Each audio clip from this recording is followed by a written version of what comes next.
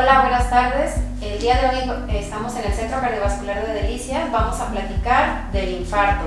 Soy la doctora Karina Ortiz, cardióloga, y el doctor Gerson Ortiz, cardiólogo y rehabilitador cardíaco.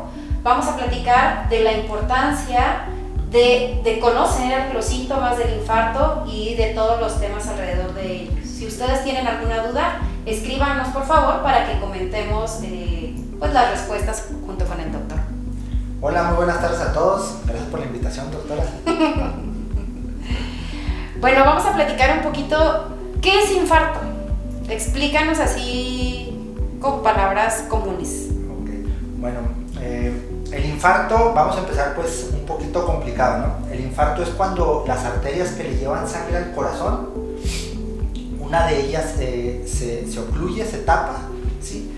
Y el corazón sufre, alguna de las paredes del corazón sufre, ya que les llega menos oxígeno al estar tapada esa arteria.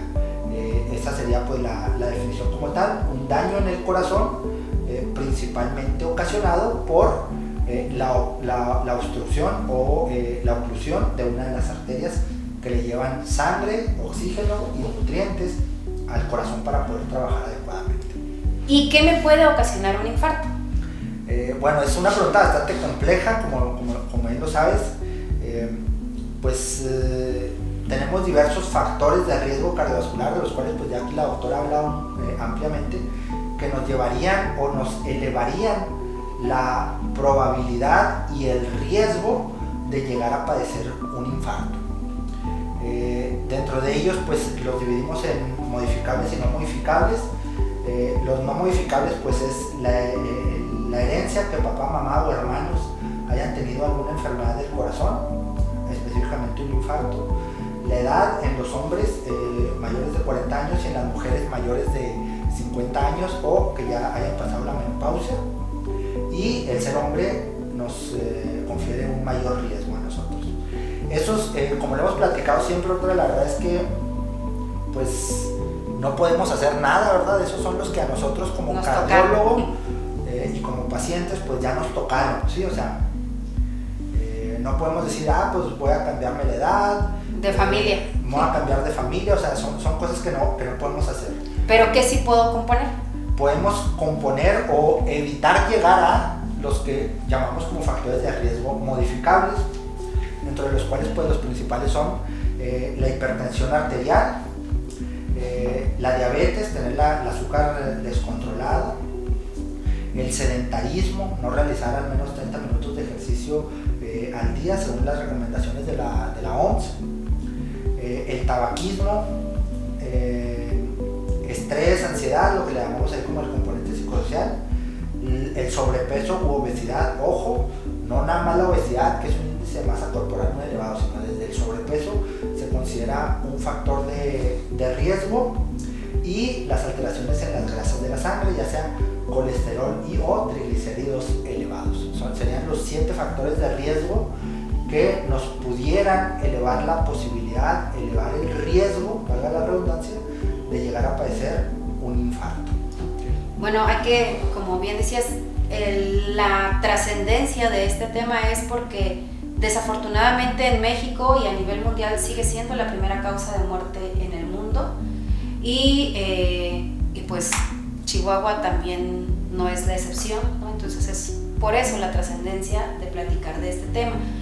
¿Cómo o cuáles son los síntomas de alarma? ¿Qué cosas debería yo, si por ejemplo siento que debo de ir al doctor? Yo te cambio ahí un poquito la pregunta y la respuesta, me voy un poquito a otra respuesta.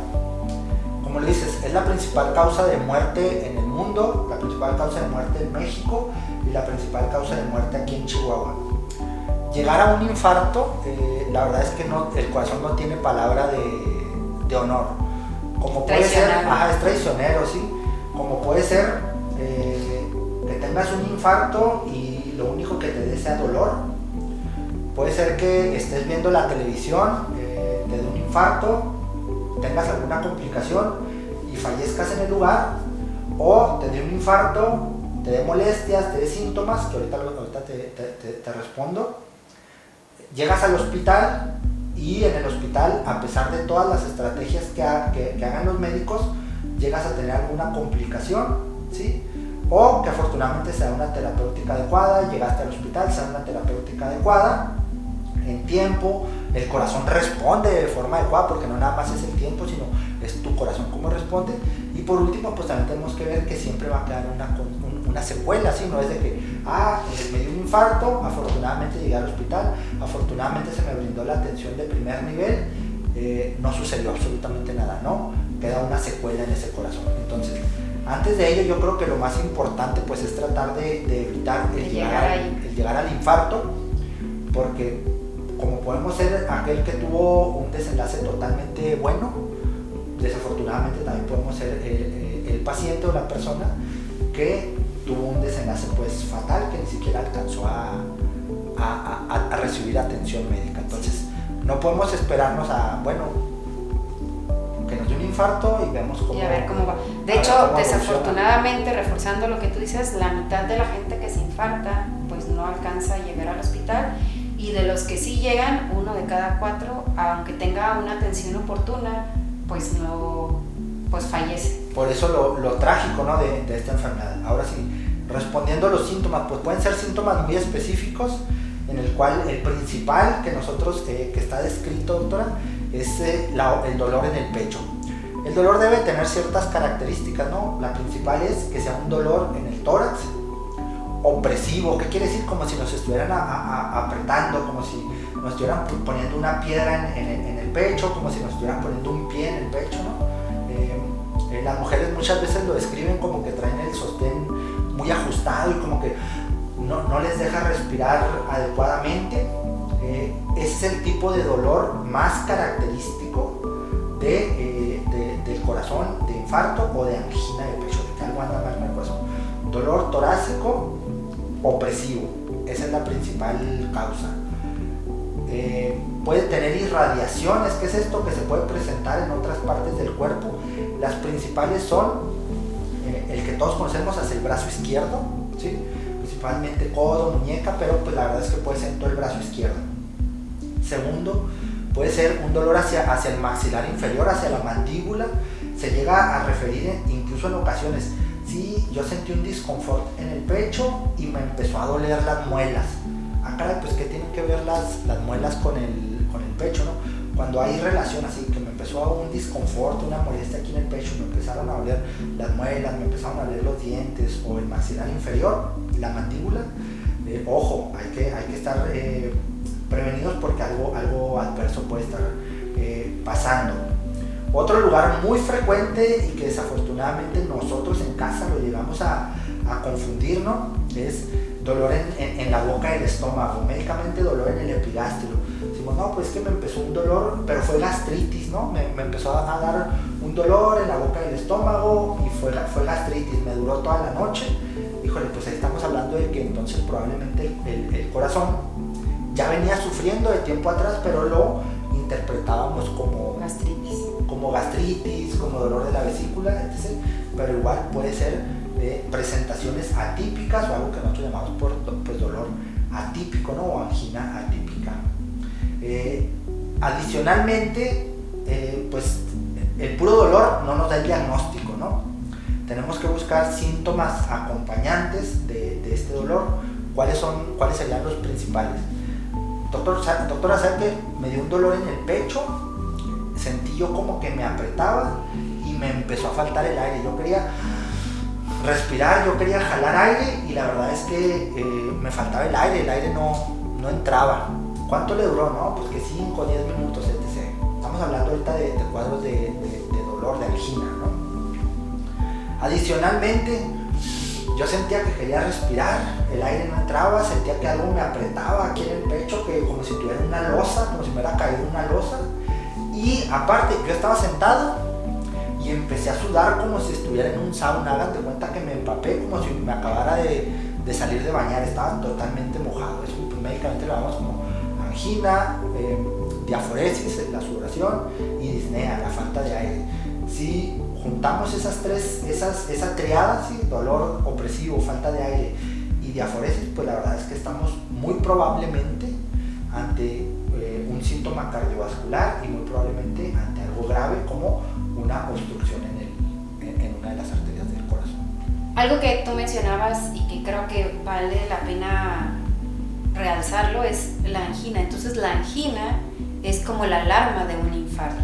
Exacto, la angina es como es el dolor, todos estos síntomas pues relacionados al corazón. La angina de pecho conocida es cuando nos da el dolor, o angina crónica le llamamos nosotros los médicos, nos da el dolor, pero ya sabemos con qué nos va a dar, ¿no? Ya sabemos que estamos enfermos del corazón, que algo no anda bien y decimos, yo subo un piso de escaleras, me da ese dolor, me falta el aire, sudo un poquito, me siento y a los 3 minutitos, 4, se me quitan todas las molestias. Empezamos a identificar con qué carga, con qué nivel de esfuerzo me empiezan a dar las molestias. Y eso que comentas es muy importante porque ya empiezo a limitar mi actividad física y entonces empiezo a hacer menos, claro, para evitar que me dé el dolor en lugar de recibir atención oportuna. Entonces vale la pena que si yo he tenido angina, pues lo ideal sería acercarme al experto. Exacto, acercarte con tu médico, desde el primer contacto, medicina general, medicina familiar, internista, tu médico de confianza o con tu cardiólogo, si empiezas a ver que tienes estos síntomas. Peor aún, si fuiste con tu médico o a algún check-up que te hicieron en tu área de trabajo y te dicen, traes la presión alta, tienes diabetes, tienes el colesterol y los triglicéridos altos, traes sobrepeso, fumas y empiezas con estas molestias, pues evidentemente la probabilidad de que algo no ande bien es demasiado alta. Si tengo angina, me acerco al cardiólogo. Exactamente. Concluyendo, ¿no? Así, sí. No es normal tener angina, porque en muchas ocasiones nos dicen, es que usted tiene una angina de pecho y nos quedamos con la idea, bueno, tengo dolor de cabeza. O sea, no es definitivamente ni el dolor de cabeza ni la angina, ¿verdad? Pero quiero decir, la angina es un dato muy importante para que me acerque yo con el especialista. Exacto, no, ningún dolor, sí, o sea, inclusive el de la rodilla, dicen, es que ya me duele la rodilla. Inmediatamente nos acercamos con el ortopedista, vemos, oye, hazme radiografías, hazme estudios. Lo mismo con el corazón, si dices, oye, me está empezando a doler el pecho, se acompaña de falta de aire, es opresivo, se me va las muelas, a la mandíbula, en el brazo, sudo, me falta el aire, oye, pues hay que acercarse al experto también, ¿no? Una pregunta que luego a mí me hacen es, o me dicen más bien, pues es que a mí ya me dio un infarto, entonces como ya me dio un infarto ya no me puede volver a pasar, es como la varicela, me dio una vez y ya no me vuelve a dar.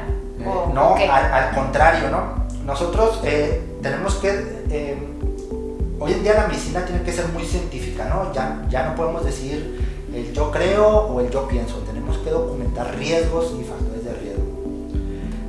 Los factores de riesgo que te comenté al inicio son para pacientes que no han tenido un infarto y nosotros los clasificamos. Si tiene muchos factores de riesgo, pues tiene un muy alto riesgo de tener un infarto, muchas probabilidades de tener un infarto.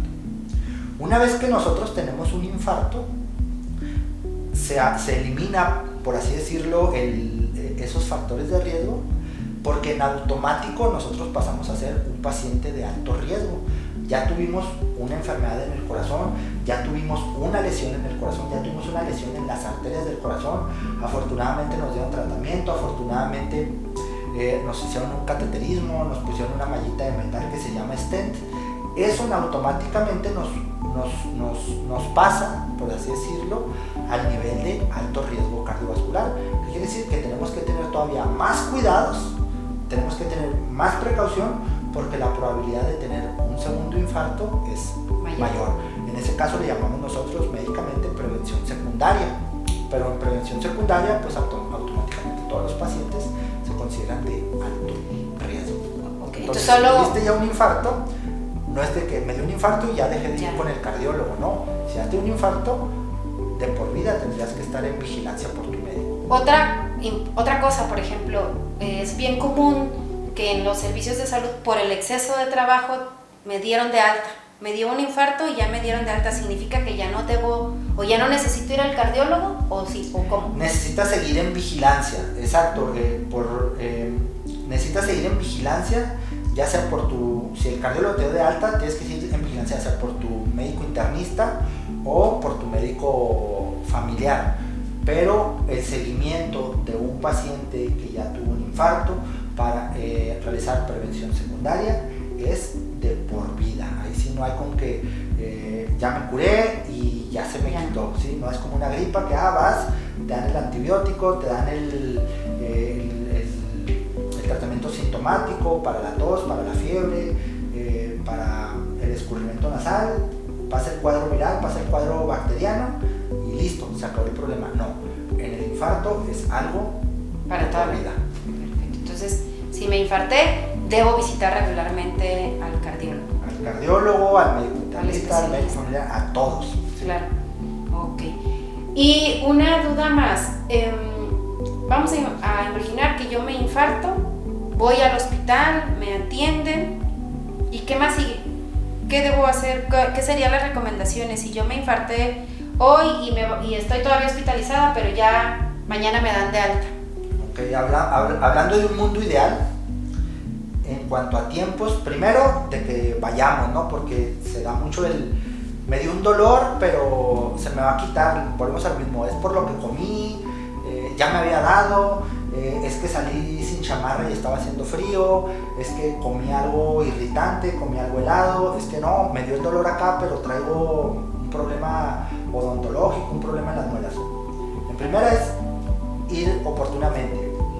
Se hace el diagnóstico desafortunado de un infarto y se da el tratamiento. ¿Cuál es el tratamiento ideal hoy en día de un infarto? De un infarto agudo del miocardio. Si llegas y te dan diagnóstico de infarto agudo del miocardio, ya sea las posibilidades en cuanto a distancias y ubicaciones, el ideal es cateterismo cardíaco. De no haber cateterismo cardíaco, se realiza trombolisis, que es inyectar un medicamento para intentar deshacer un coágulo en las arterias del corazón, y posteriormente hay que ir a cateterismo cardíaco. Se hace el cateterismo cardíaco, te dan, todo sale del libro, ¿no? O sea, como quisiéramos, como una receta de cocina, ¿no? Que dices, seguí la receta de cocina y el pastel me salió perfecto. ¿Qué sigue?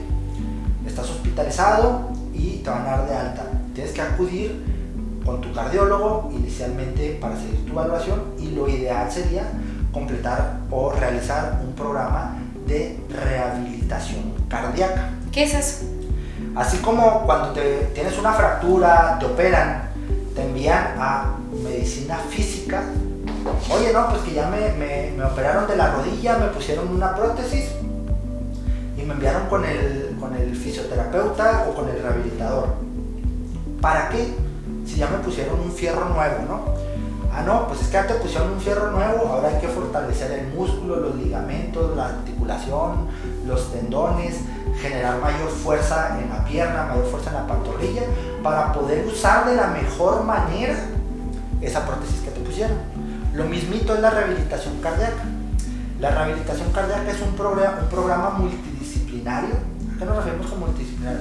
En el cual van a interactuar el cardiólogo, el fisioterapeuta, el psicólogo, el nutriólogo, el médico internista, el médico familiar, para que una vez que se logró reparar o se logró corregir lo que nos llevó al infarto, como lo dije en un inicio, siempre hay secuelas.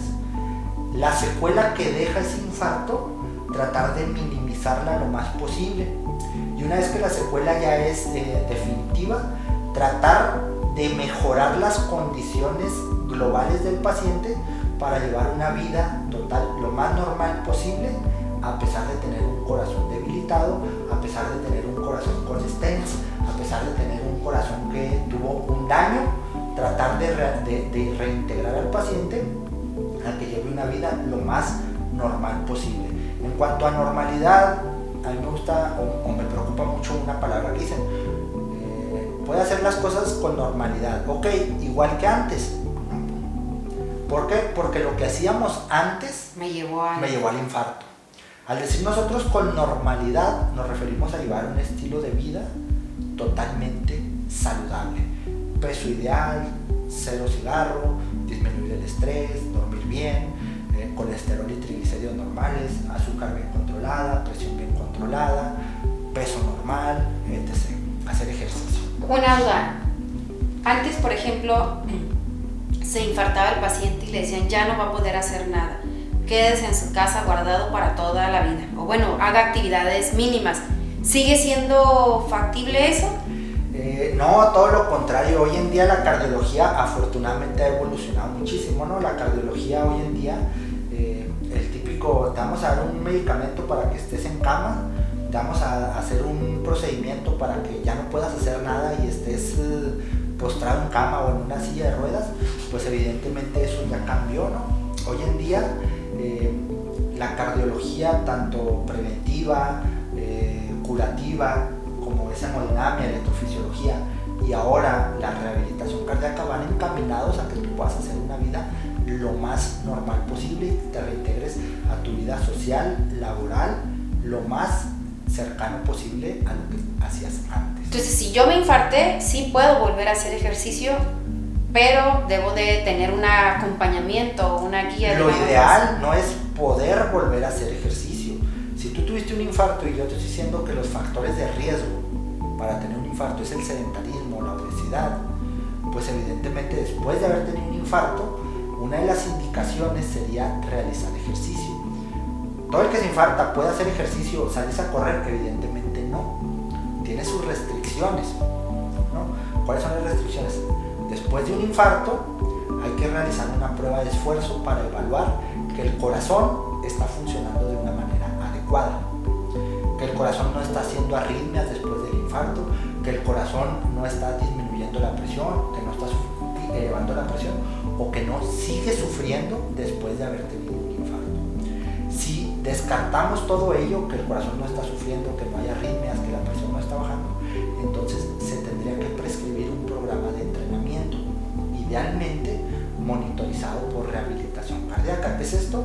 Acudir a una unidad de rehabilitación cardíaca en donde se va a realizar ejercicio con un electrocardiograma, un electrocardiógrafo conectado, todos los electrodos, estar viendo en la pantalla paso a paso que tú estés dando, ya sea en una caminadora o en una bicicleta, cada esfuerzo que tú estés haciendo se está monitoreando, se está revisando, se está evaluando tu corazón que no esté sufriendo. ¿Para qué? Para permitirnos progresar. ¿Qué quiere decir? Los primeros días a lo mejor vas a ir a caminar a, no sé, 1 kilómetro por hora durante 15 minutos.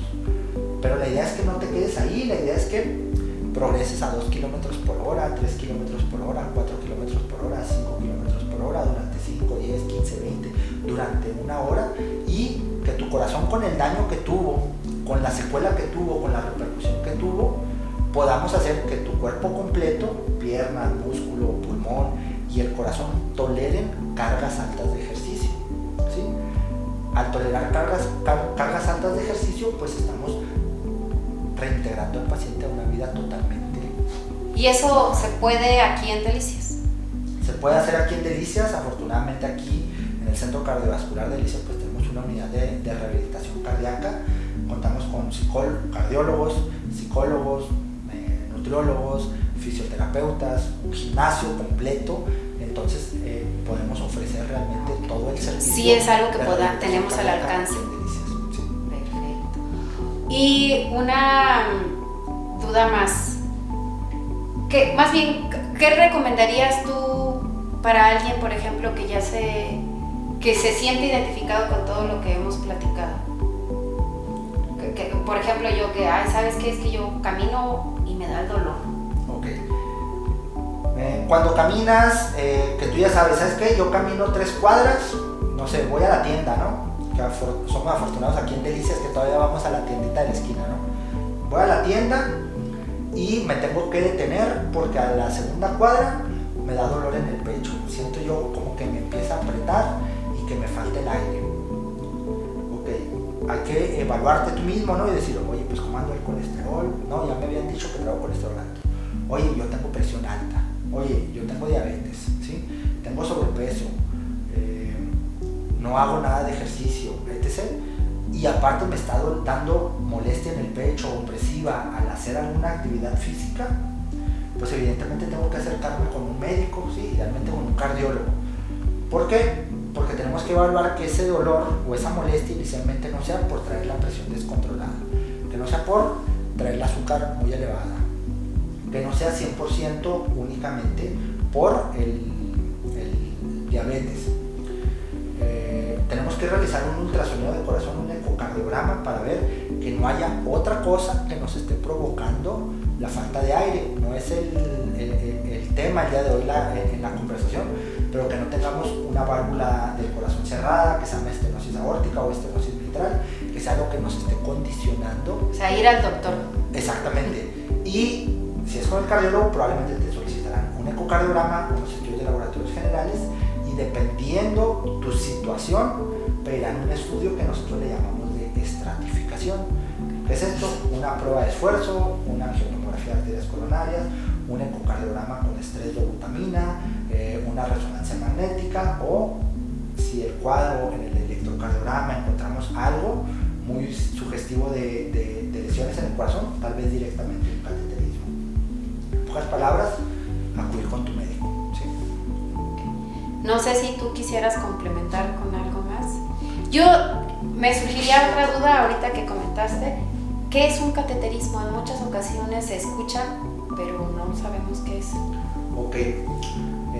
Un cateterismo, bueno, el término está un poquito mal utilizado también, ¿no? Un cateterismo burdamente es introducir un catéter, que es un tubito, una manguerita, ¿sí? Grado médico, claro, estéril, con materiales especiales en alguna parte del cuerpo, ¿sí? Principalmente nosotros en cardiología el término completo pues es cateterismo cardíaco. ¿Qué es esto? Introducir un catéter, un tubito, una manguera pequeñitos hasta las arterias del corazón. Secundariamente, dentro del cateterismo cardíaco nosotros realizamos algo que se llama angiografía. ¿Qué es esto? Una vez que colocamos ese catéter en una de las arterias del corazón, inyectamos un medio de contraste y por medio de rayos X, como las radiografías, pero un sistema de rayos X en tiempo real que se llama fluoroscopía, inyectamos el medio de contraste y pintamos la arteria para ver en qué punto, si está tapada, en qué ubicación está tapada y en qué porcentaje está tapada esa arteria. Después de identificar que una arteria, metemos un catéter, lo colocamos en la arteria del corazón, inyectamos el medio de contraste y se documenta que la arteria está tapada, hay que pues dar un tratamiento. Idealmente sería destaparla. ¿Cómo se hace? Pues introduciendo un balón, grado médico, un balón pequeñito que va cerrado y se infla ahí en la arteria, y posteriormente se infla una malla de metal adentro de la arteria para volver a tener paso de la sangre. Ya en otra plática, doctora, pues traeremos a lo mejor algún catéter para que lo podamos mostrar. Y la idea, eso es el cateterismo cardíaco, ¿no? Que incluye dos procedimientos: la angiografía, que es el diagnóstico, y la angioplastía, que es el tratamiento, el de destapar una arteria. ¿Sí? Ok, y entonces además, solo como duda, entonces si me infarto ya siempre voy a tomar medicamento. Si te infartas, es una pregunta con jiribilla, doctora, ¿no?